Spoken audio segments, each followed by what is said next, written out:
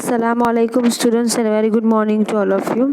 कल हमने हमारा जो चैप्टर नंबर 4 था वो कंप्लीट कर दिया, तो आज मैं आपको उसकी एक्सरसाइज एक्सप्लेन करने जा रही हूँ।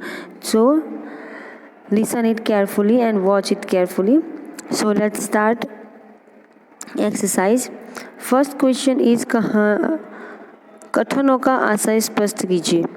फर्स्ट है सेंटेंस, शास्त्री जी को निष्काम कर्मयोगी कहना अधिक उचित है। तो ये जो सेंटेंस है उसका हमें अर्थ बताना है। तो आपको ये आंसर जो है वो यहाँ से आपको लिखना है कि जब हम देखते हैं तो आज जो लाल बहादुर शास्त्री कभी भी अपने नसीब पर भरोसा करके नहीं बैठे रहते थे।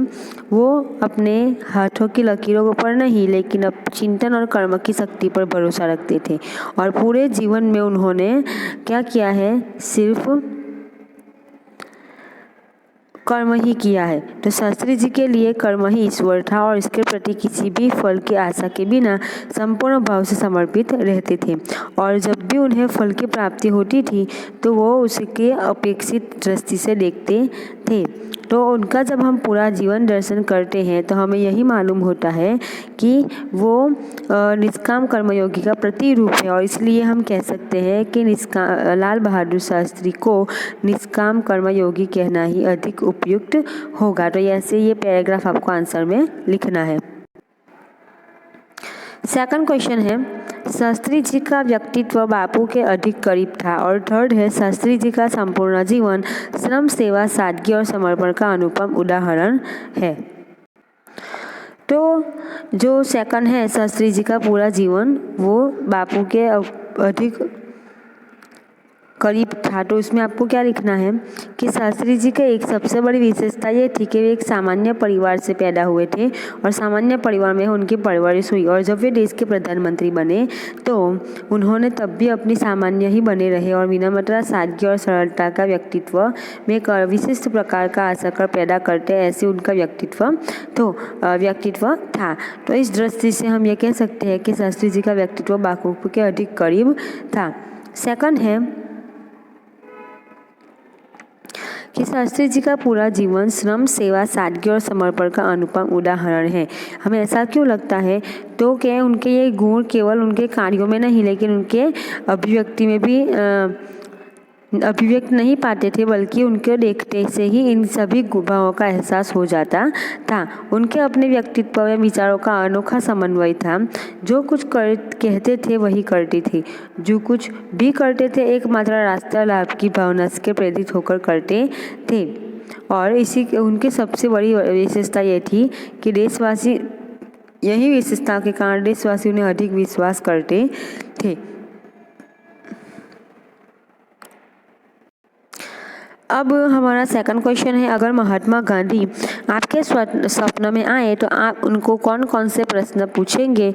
महात्मा गांधी क्या क्या उत्तर देंगे? सोचिए और बताइए। ये आपको खुद लिखना है कि आप इमेजिन कीजिए कि आपके सपने में गांधी जी आए, तो आप उनको क्या सवाल पूछेंगे मुलाकात के दौरान, और आपको क्या लगता है कि गांधी जी उन सवालों का क्या जवाब देगा? अब थर्ड है, संवाद को आगे बढ़ाइए, जिसमें कम से कम 8 से 10 प्रश्न और जवाब हो। यानी हमें एक डायलॉग दिया गया है, लेकिन डायलॉग अधूरा है, हमें पूरा करना है, और ऐसे पूरे करना है कि 8-10 क्वेश्चन और उसके आंसर होने चाहिए। पहला क्वेश्चन है, गांधी जी का जन्म कब हुआ था? सुनील, गांधी जी का जन्म 2 अक्टूबर 1969 में हुआ था। रिया, गांधी जी ने उच्च शिक्षा कहाँ से प्राप्त की? तो गांधी जी ने इंग्लैंड से उच्च शिक्षा प्राप्त की।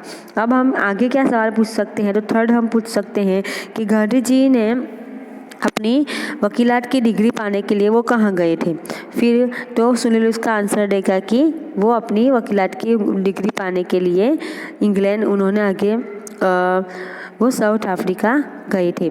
फिर मतलब डिग्री पाने के लिए नहीं, तो आगे की पढ़ाई तो उन्होंने इंग्लैंड में ही की, लेकिन बाकी की पढ़ाई के लिए। फिर हम पूछेंगे रिया, और क्या सवाल पूछेगी? तो रिया आगे पूछेगी कि गांधी जी ने दांडी यात्रा क्यों की थी? तो सुनील उसका जवाब देगा कि गांधी जी ने नमक का कानून तोड़ने के लिए यात्रा की थी। फिर हम कह सकते हैं कि गांधी जी ने अपना आश्रम, गांधी आश्रम कहाँ पे है? तो गांधी आश्रम, साबरमती आश्रम कहाँ पे है? अहमदाबाद में। तो ऐसे आपको गांधी जी के बारे में अलग अलग क्वेश्चन पूछने हैं, यानी कि रिया बनके और सुनील वो उसका आंसर देगा। तो ऐसे आपको करना है। अब है निम्नलिखित परिच्छेद का शुद्ध रूप में अनुलेख कीजिए, यानी कि इसी पैराग्राफ को हूबहू आपको अपने बुक में अच्छे राइटिंग में कॉपी करना है। अब हम लिखेंगे स्वाध्याय। तो पहला प्रश्न है, शास्त्री जी ने देश की किस आकांक्षा को पूरा किया और कैसे? तो उसका आंसर है कि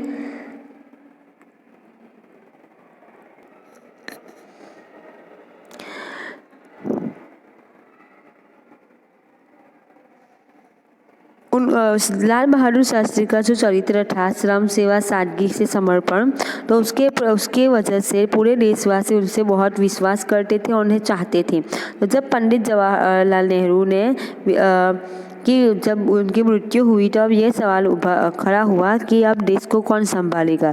तो उस समय पूरे देश ने ये सब देखा कि नेहरू के अलावा, जवाहरलाल नेहरू के अलावा सिर्फ लाल बहादुर शास्त्री हैं जो इस देश को अच्छी तरह से संभाल सकते हैं। तो उन्हें प्रधानमंत्री बनाया गया और अपने निर्मल चरित्र और दृढ़ संकल्प की शक्ति से उन्होंने पूरे देश की इस आकांक्षा को पूरा किया। सेकंड है, लाल बहादुर शास्त्री पर गांधी जी के आदर्शों का क्या प्रभाव पड़ा? तो मैं ऐसे ओरली ही बोल देती हूँ, अगर आपको अंदर देख के लिखना है तो आप लिख सकेंगे। हमारा जो लास्ट पेज था उसके पहले का पेज है, यहाँ पे है उसका आंसर कि गांधी जी के विचारों का उनके ऊपर ऐसा प्रभाव पड़ा कि उन्होंने अपनी शिक्षा अपनी शासकीय शिक्षा अधूरी छोड़ दी और गांधी जी के साथ स्वतंत्रता आंदोलन में, स्वतंत्रता संग्राम में वो जुड़ गए। और सिर्फ उस वक्त सिर्फ 17 साल के वो थे और 17 साल की उम्र में उन्होंने स्कूल की पढ़ाई छोड़कर संग्राम में जुड़ गए। थर्ड क्वेश्चन है, शास्त्री जी के संसदीय जीवन की शुरुआत कैसे हुई? और फोर्थ है, छात्रों के दीक्षांत समारोह में शास्त्री जी ने कौन सा विचार व्यक्त किया?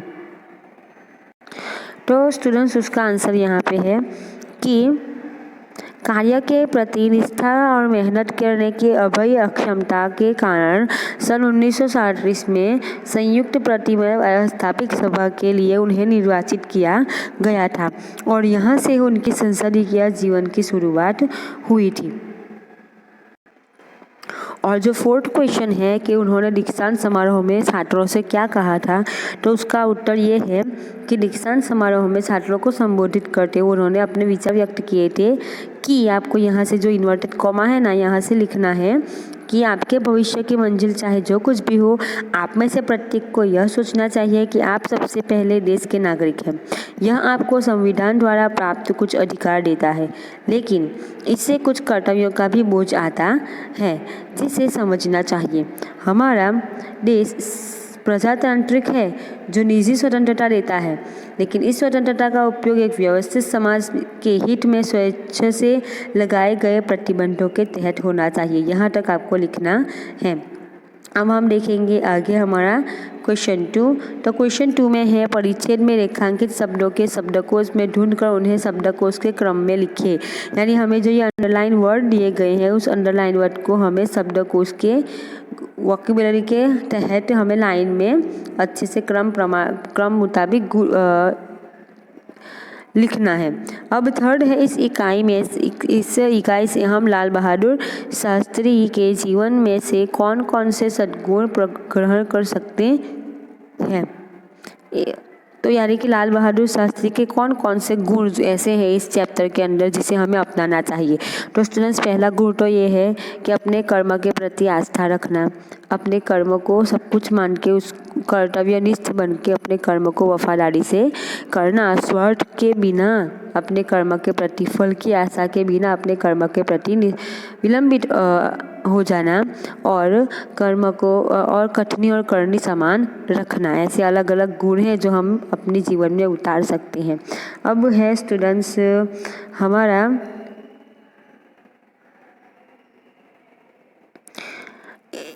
क्वेश्चन 4। एक था शेर, उसे अपनी ताकत पर बड़ा घमंड था। जंगल में के प्राणियों ने उनकी सबक सिखाने के बाद सोची। छोटी चींटी बोली, मैं शेर का घमंड उतार दूंगी। अब आप इस कहानी से आगे बढ़िए और बताइए कि चींटी ने शेर का घमंड कैसे उतारा होगा। तो यहाँ पे हमें सिर्फ हाफ स्टोरी दी है कि शेर को अपनी ताकत पे बहुत घमंड था, तो जंगल के प्राणियों ने सोचा कि हम उसका घमंड कैसे उतारें। तो एक छोटी सी चींटी बोली कि मैं उसका घमंड उतार दूंगी। बस यहाँ तक हमें स्टोरी दी है।